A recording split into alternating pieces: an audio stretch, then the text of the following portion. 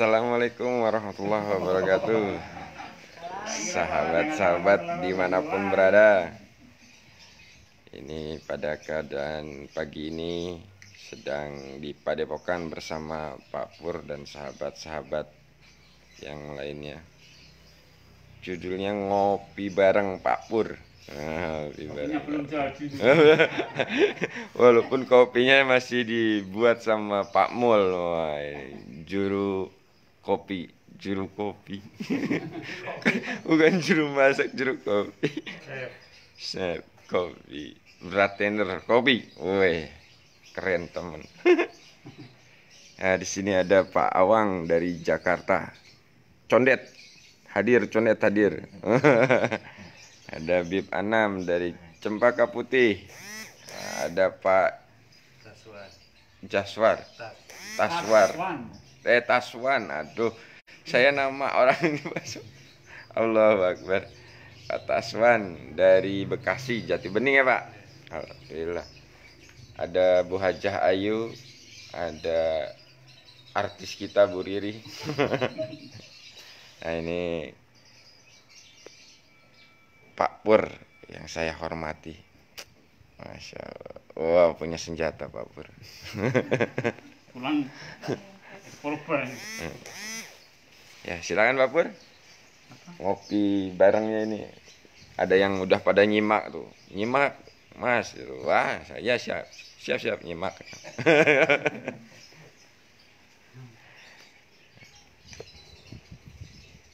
Apa, Sob? Ini Pak, tadi pagi itu bagaimana cara agar kita itu tetap duduk kesadarannya itu sesuai yang ingin disadarkan, Pak. Maksudnya apa?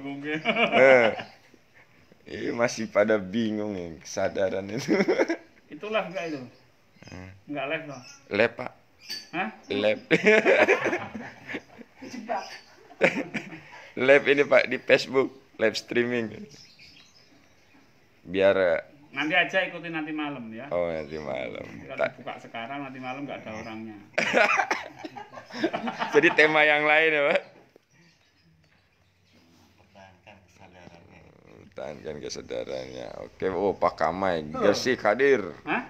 Kebon Pala nyimak. Walah, iya, siap. Oke. Ini acaranya masih ngopi santai, jadi temanya ngalir aja. Masih ngumpulin materi nih. Ngumpulin ilham. Nah, ilham yang freshnya nanti akan dibahas siaran langsung di Padepokan. Di sini? Ya di sini.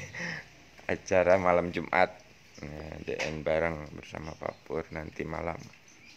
Siapkan apa? Waktunya. Oke, gitu ya. Siap, terima kasih Pak Pur. Alhamdulillah. Jadi belum diizinkan untuk ngopi. Kopinya belum jadi. Kopinya belum jadi.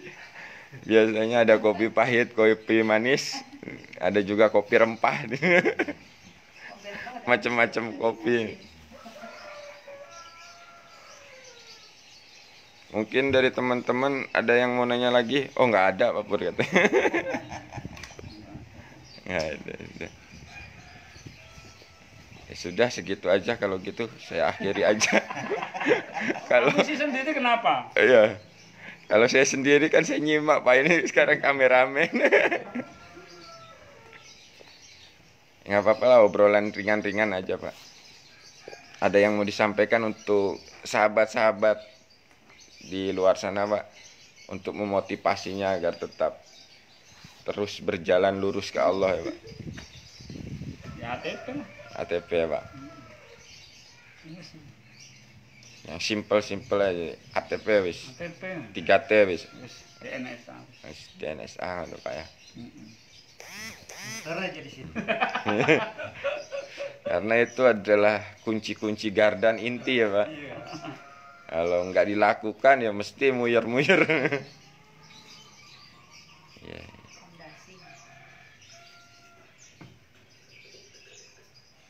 Kalau nggak dilakukan mencari-cari terus ya Pak ya. Pak Mul udah capek mencari belum? Wawancara sana. Ya, tak wawancara dulu Pak Mul. Gantinya Pak Kamai.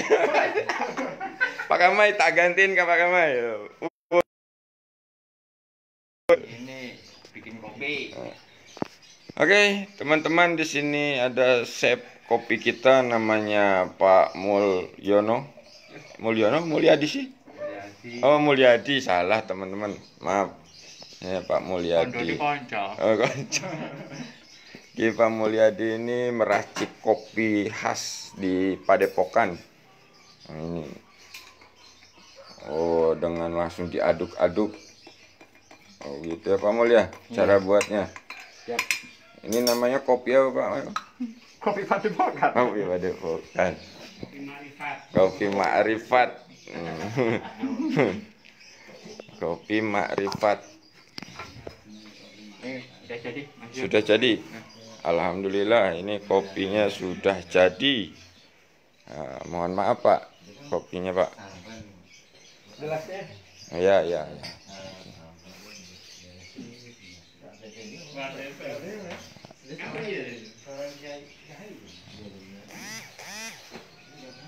Antri. Iya. Amanahnya sandal. Tandanya berantakan. Perintahnya apa? Kan sederhana aja. Bukan satu hal yang ngundang Pak Basasin. Oh ini berarti. Itu benar singkirkan batu dari jalan dari tinggi. Kan ATP. Itu ada. Terus di jalan kan ada terus berarti perjalanan. Oh iya.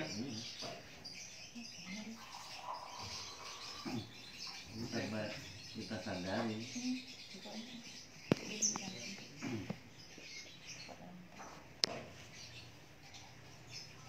Ya itu ATP-nya, tapi beliau tidak menjelaskan. Istilah akhlak, itu aja beliau.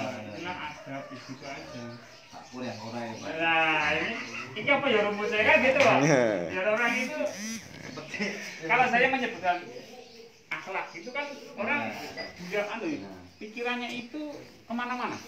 Bukan kemana-mana. Ya akhlak itu kan Ustadz A juga menyampaikan akhlak, Ustadz B menyampaikan akhlak, Ustadz C menyampaikan akhlak. Tapi kalau ATP, Pak Pur. Ya kan?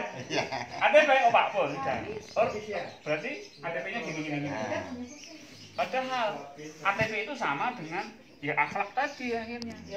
Tindakan beradab gitu loh. Tapi kalau saya mengatakan adab, akhlak, orang tidak begitu perhatian karena ya Ustadz A yang nyampaikan akhlak, Ustadz B yang nyampaikan akhlak, Ustadz C yang nyampaikan akhlak. Tapi kalau pakai satu rumus, pakai satu istilah, pakai lagi singkatan, otak itu mudah ingat. ATP, Pak. DN, Pak. Jadi kalau Bapak Pur nanti konsepnya akan seperti ini. 3T Pak Pur. Ada ya, awal semuanya. Tasbih tahmid takbir ya Pak. Kirain apa ternyata tasbih takbir. Jadi pengertian kita ciptakan jin dan manusia untuk ibadah pada waktu. Pengertian ibadah itu berarti ATP termasuk ibadah yang tidak ditentukan waktu, benar nggak Mas? Iya. ATP itu ibadah. Ya, menyingkirkan batu, kan ATP itu ibadah. Nata sandal, sederhana ya itu ibadah. Kerja. Iya, ini proyek ini harus selesai gitu. Itu ibadah. Jadi, saya ngajar itu ibadah. Karena nggak ada katanya dengan cari uang. Iya. Kalau saya ngajar untuk cari nafkah sudah bukan ibadah lagi. Kalau saya jualan untuk mencari duit, bukan ibadah. Langsung keluar.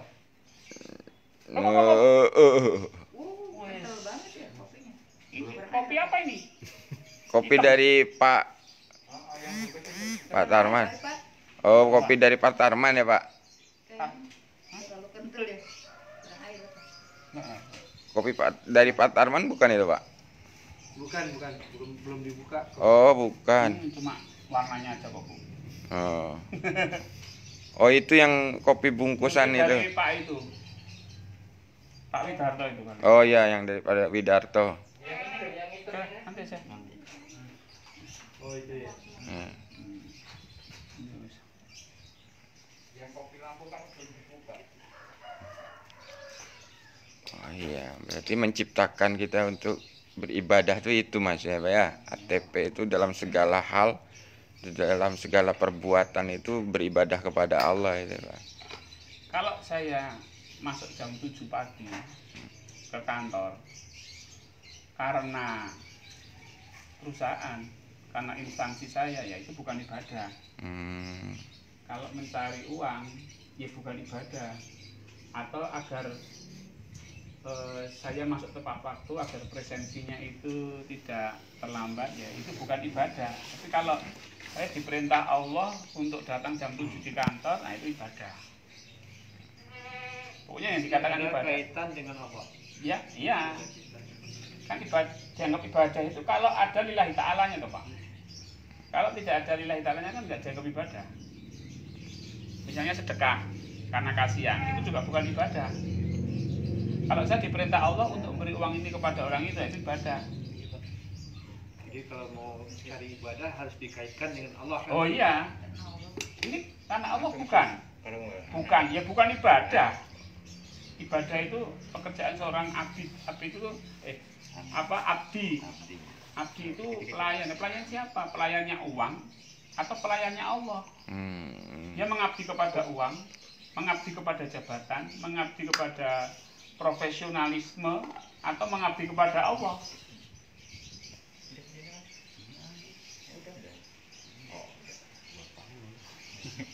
Kalau mengabdi kepada uang ya bukan ibadah. Abdi uang. Makanya ini kan konsep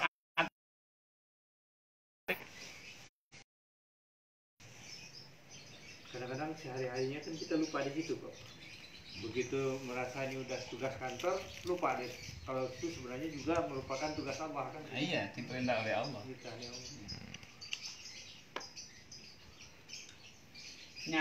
Nyari uang aja tidak, Pak. Apalagi minta uang kepada orang lain. Itu lebih tidak lagi kan? Masya Ya Allah. kan? Ini dia. Nah, itu kan wah, ini membangun mental betul ini. Saya aja kerja aja nggak cari uang kok. Ini malah minta uang. Aduh. Yes, ya mantap Pak ini Pak. Kopi pahit. Bukan Pak, kenyataannya gitu. Sekarang Iya betul. saya kerja karena Allah.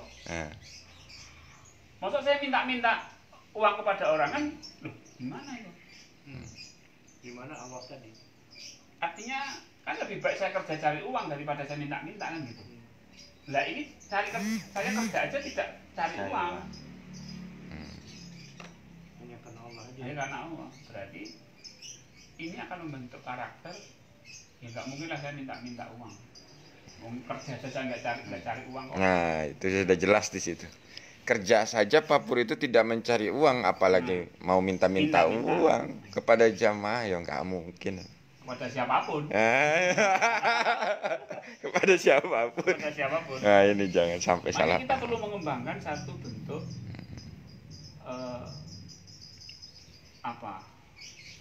sunatullahnya itu dipakai.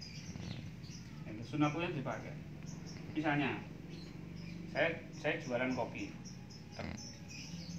Saya jualan kopi. Daripada saya minta uang, ya kan? Lebih baik saya memenuhi kebutuhan jamaah saya. Perlu kopi. Perlu kopi nggak? Perlu kopi ya. Nih, kopi. Saya kirim ya satu ini kopi. Nah, gitu ya. Berarti konsepnya adalah jual beli. Jual beli pun itu bukan karena uang, tapi kamu butuh kopi. Ini saya kopi. Otomatis karena ini silaturahmi sudah terjalin kan nggak mungkin beli kopi yang dari tempat lain kan. Nah, otomatis kan ini tetap dibayar, Pak. Tapi gimana caranya? Ya transfer dulu nanti baru saya kirim kan gitu. Nah, Allah beri rezeki dari kopi. Gitu. Jadi konsepnya tidak minta, tapi konsepnya adalah saya rezeki diberi Allah.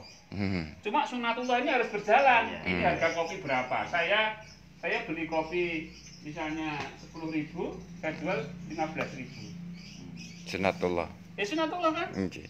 Karena saya harus menawarkan, saya harus mengirimkan, packing dan lain sebagainya. Nah, itu sunatullah, saya nggak cari uang. Ini mindset. Kalau di mindset saya cari uang juga bisa. Saya jual nanti keuntungannya sekian, dapat saya sekian, kita dapat uang sekian. Ya bisa. Itu mindsetnya. Tapi mindset ini kita naikkan levelnya. Kita Upgrade. level Yes. level spiritualitas kita. Bahwa saya nggak cari uang, tapi sunatullah saya jalankan. Ya sama-sama dapat untung 5.000, ya kan? Betul. Allah kasih rezeki 5.000. Tapi ini bukan satu tujuan. Tapi dampaknya dengan mental set atau mindset yang berubah itu tadi ide, Allah kasih ide, Allah kasih rezeki yang lebih luas, Allah kasih rezeki yang lebih dibukanya rezeki lain. Sekarang gini, saya Pak Anang ini teman lama saya misalnya, ketemu sama Pak Anang. Anang, saya punya ini. Jadi tujuan saya datang ke Pak Anam itu hanya untuk menjual ini, Pak. Itu yang pertama. Yang kedua, Pak Anam, ini teman lama gitu kan. Saya punya produksi ini Pak Anam. Kalau Pak Anam suka ya nggak apa-apa. Kalau nggak suka ya nggak apa-apa. Tujuan saya itu Pak Anam butuh nggak? Kalau Pak Anam butuh, ini ada kopi. Apa kalau enggak juga apa-apa. Nah, yang pertama itu karena nyari uang. Ketemu Pak Anam karena nyari uang. Langsung ditawarin. Nah, yang kedua itu memang karena pertemanan. Coba, bagi Pak Anam itu lebih nyaman atau lebih senang yang mana? Yang pertama atau yang kedua? Ketemu teman lama, datang-datang menawarin, temannya cari untung dari Pak Anam tadi. Yang kedua, ya sama-sama cerita lah, Pak Anam usahanya apa? Ini saya usahanya ini Pak Anam. Artinya saya baca tanda, kalau Pak Anam butuh ya saya tawari, kalau enggak ya enggak. Bukan butuh saya tawari ya gitu. Terus konco lawas, kamu bisa nawani barang. Hari tuku barangnya pakai wo. Sudah ketemu nih. Memanfaatkan teman. Bukan karena Allah silaturahmi. Itu yang sering terjadi orang-orang asuransi, orang-orang MLM. Sing dipikir apa? Closing. Ketemu konco SD closing, ketemu konco SMP closing. Sing di closing ya mumet. Wis sesuk kita ketemu neh. Ayo ketemu neh. Pangar kok closing ae. Iya ta, Pak?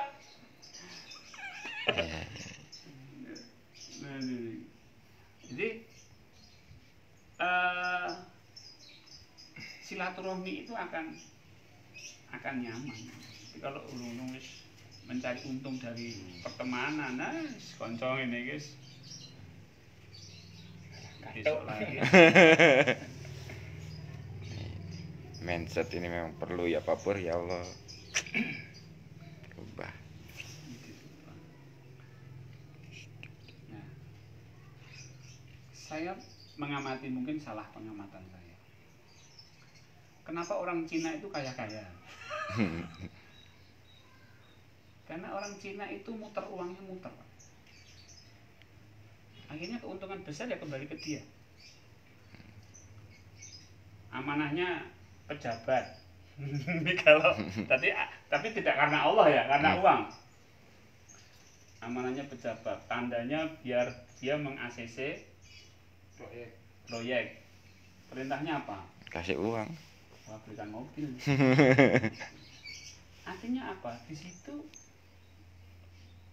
orang Cina itu tidak begitu memiliki uang, apa tidak begitu ini, tapi ya sudah untuk hal-hal yang seperti itu nih, untuk hal yang nanti uang ini bisa lebih besar lagi, minta kasih uangnya. Dia berani gitu lah. Kita orang Jawa itu nggak berani hal yang seperti itu. Memang ini karakternya memang beda. Give away, nah. Bahasa kerennya itu ya. Give away. Memberikan tapi kembalinya itu lebih besar. Kalau Cina kan kenapa beberapa orang Cina itu suka judi, Pak? Gambling. Karena untuk menguji mentalitas dia. Om dagang itu juga judi, jadi dia apa? Ini beberapa loh ya, ada yang melatih lewat perjudian, tapi ada yang enggak ya, ada yang misalkan yang itu karena memang saya pernah mendengar cerita itu orang Cina itu gambling itu tidak untuk seneng-seneng, tapi untuk melatih mentalitas apa namanya berdagang dia gitu. Bahwa uang itu bukan sesuatu hal yang harus ditumpuk-tumpuk, itu enggak. Dia harus diputar terus buat tambah kaya.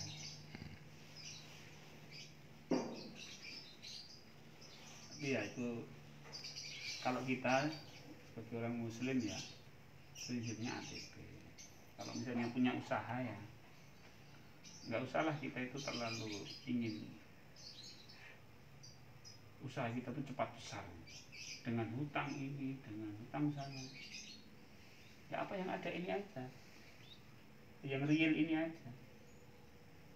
Misalnya ini ada pada segini ya saya jual rokok, jual korek, jual HP, jual gini. Wah ini kalau bisa saya isi dengan kopi ya, dengan teh gitu, nanti orang-orang akan beli banyak. Nggak usah. Di sini dulu dijual, nanti sisanya sebagian untuk makan, sebagian untuk modal usaha lagi, sebagian untuk sedekah, kembangkan lagi. Jadi ada amanahnya jelas loh Pak.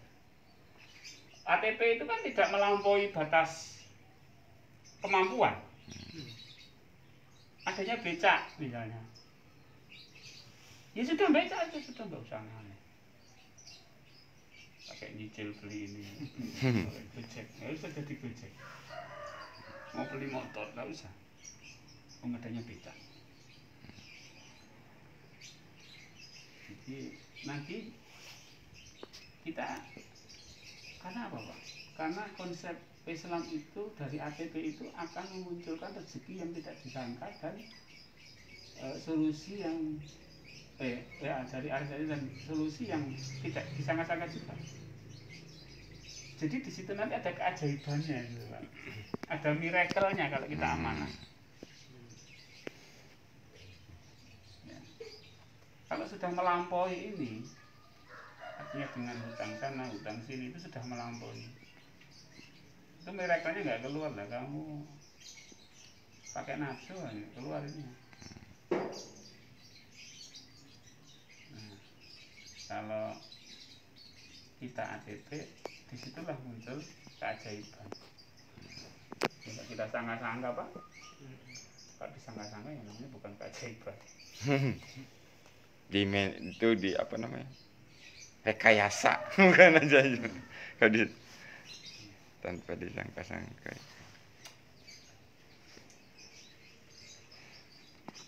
Jadi kita ini sudah ibaratnya nyemplung apa? Kecebur. Nyebur. Ke dunia Spiritual, ke Allah kita sudah. Maka caranya, metodenya ya pakai Allah. Bergantungnya kepada Allah, pakai caranya Allah. Kalau kita ke Allah, mendekat ke Allah, pakai cara kita, isinya cuma ujian dan cobaan. Masya Allah. Nah ini dia ketemu lagi pagi-pagi kopi nikmat ini. Iya kan, Pak? Kopi nikmat ini ya Allah, ternyata ini. Nah itu Bu. Sekarang gini, Ibu datang ke sini. Ibu sudah masuk ke rumah saya. Maka saya sajikan berbagai macam makanan. Gitu kan. Nah, tapi Ibu enggak nyari cara lain. Cara lain. Dia tak pukul nggak Pak? Wah. Katanya kamu sudah mendekat ke saya. Coba ini apa yang ada diterima. Ini cari yang lain. Pukul lagi, vlog.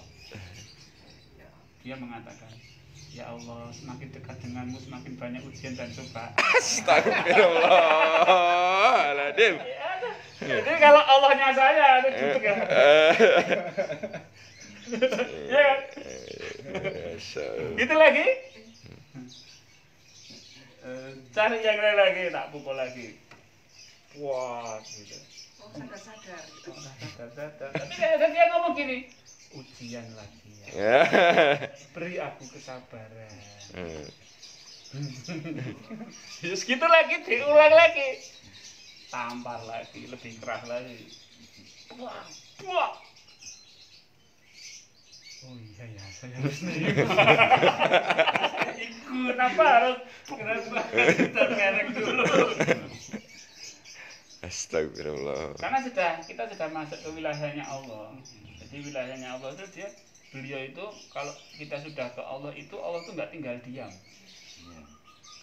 Allah tuh ya makanya diproses. Karena kamu jadi karyawanku ya kamu tak proses agar kamu jadi karyawan yang benar, yang produktif. Bukan menjadi karyawan yang Pasif. semaumu sendiri gitu. Kalau kamu di sini pasif ya terpaksa tak pukul biar kamu itu menjadi karyawan yang Produktif. Ketemu di jawaban. Itu Pak. Enggak, pagi-pagi saya buka Hmm. internet Pak, ada dari saudara lah, tapi udah lama gak ketemu. Dia ngirim Pak, kalau mendekat ke Allah itu ujian dan cobaannya banyak katanya. Saya dapat jawaban saya, oh ya banyak tentang kapan Tuhan. Itu ada nyambung itu. Saya juga heran nih. Kapan nih orang ketemu sama saya kok ngirim-ngirim kayak begini gitu kan. Tapi ini pasti ada sesuatu. Ini ada jawaban. Nah. Ntar saya lihat tidak. Untuk sebuah bukti. Penyaksian yang nyata. Masya Allah. Ya Allah. Kalau hanya dengan kemampuan diri pasti itu aja yang dapat ya Pak. Cobaan. Karena dia masih mengaku beriman aja Pak. Iya, mau ngaku beriman. Kalau benar beriman ya patuh. Itu baru aslinya beriman. Sekarang gini. Coba. Pagi-pagi udah ngirim ginian. Ujian iman Islam syarat dengan derita. Derita, ngapain derita? Saya bilang apa? Ada dapat jawaban. Baru mengaku beriman. Misalnya, ketika saya pacaran dengan pacar saya, aku sayang sama kamu, aku cinta sama kamu, kan gitu. Mas, anterin dong aku ke pasar. Gak capek. Loh, katanya cinta. Suruh nganterin, nggak mau. Berarti dia hanya mengaku Cinta. tidak cinta. Iya. Kalau dia cinta pasti mau nganter ke sana ke sini. Yang cinta. Tapi kalau mengaku cinta, mah capek. Kan beda antara mengaku. Makanya di Quran itu orang yang mengaku beriman akan diberi ujian. Kalimatnya itu ada mengaku beriman, bukan beriman. Mengaku ya. Di mengakunya tadi kalau yang benar beriman, oh iya ya. Kalimatnya itu mengaku beriman, bukan beriman, beriman. Jika mengaku beriman maka akan diuji. Ya. Tapi kalau beriman dia beramal soleh. Wah itu beriman, ya. Berarti kan Karena ada buktinya itu amal soleh. yang begitu mengikuti aja jadinya. Kalau diuji karena beramal soleh dia beriman. Allah nggak akan menguji.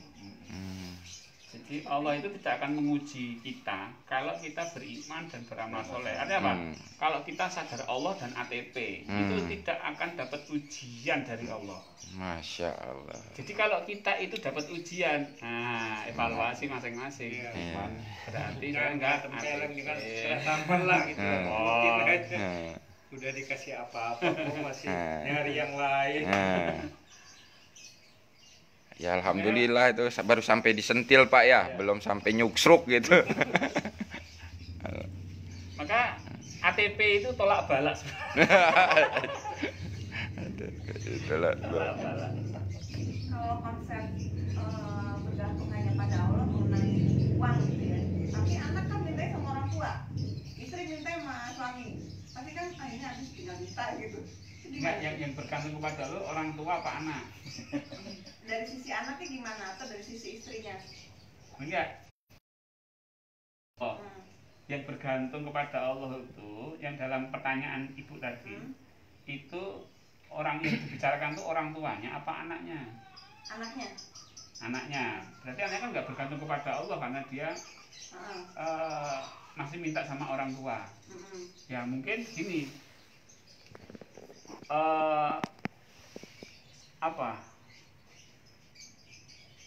kalau kita konsepkan ATP, jadi memang jalurnya mungkin anak butuh uang, ya dia konsep tauhidnya belum ini ya, belum terbangun misalnya, dia mintanya ke orang tua. Nah tapi anak ini adalah amanah orang tua, tandanya anak minta, berarti perintahnya apa? Kasih, ya itu lah kasih dong. Ya, berarti tapi kan kalau anaknya berarti konsepnya belum bergantung ke Allah. Belum. Nah istri juga Masih bergantung pada suami. gitu Pak maksudnya. Ya kan minta itu istri ada alasannya tuh, bukan minta ya secara dohir minta ke suami. Memang misalnya suami bekerja, istri di rumah kan gitu. Nah ketika ada kebutuhan rumah, ya kan ada kebutuhan rumah, kan tandanya rumah, amanahnya rumah, tandanya ada kebutuhan yang harus dibeli, misalnya kain pel atau ada apa yang rusak gitu. Perintahnya apa sebagai seorang istri? Minta ke suami. Minta ke suami itu saya diperintah Allah. Nah itu Bu. Disadari. Sekarang apa mau minta suaminya tetangga kan? Ini selimut tetangga ya. Astagfirullah. Itu tetap ATP juga. Memperpindah keberadaannya. Minta sama tetangga. Iya. Minta